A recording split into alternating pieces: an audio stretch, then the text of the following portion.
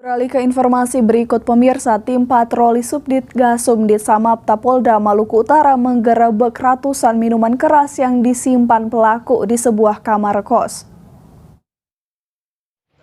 Inilah detik-detik aksi penggerebekan dilakukan oleh tim patroli Subdit Gasumdit Samapta Polda Maluku Utara pada Minggu pukul 3 dini hari di sebuah kamar kos yang menyimpan ratusan botol minuman keras jenis cap tikus dan bir botol maupun kaleng.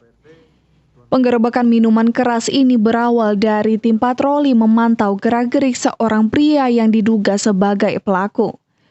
Tim kemudian mengikuti arah jalur sepeda motor yang dikendarai oleh pelaku menuju ke arah Kelurahan Stadion dan berhenti di sebuah kosan.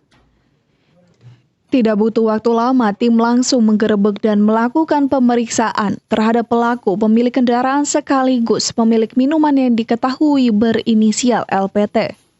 Informasi di sebuah tempat kos-kosan ada penjualan miras, dan setelah tim patroli dari Samapta Polda Maluku Utara melakukan pengecekan di seputaran lokasi, ternyata benar bahwa di tempat kos-kosan itu ditemukan beberapa jenis minuman yang kurang lebih 600 botol yang terdiri dari beberapa jenis atau merek minuman.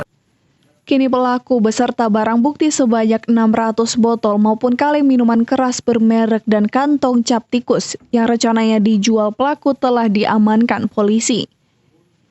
Dari Maluku Utara, Opik Syarifuddin melaporkan untuk Kawanua TV.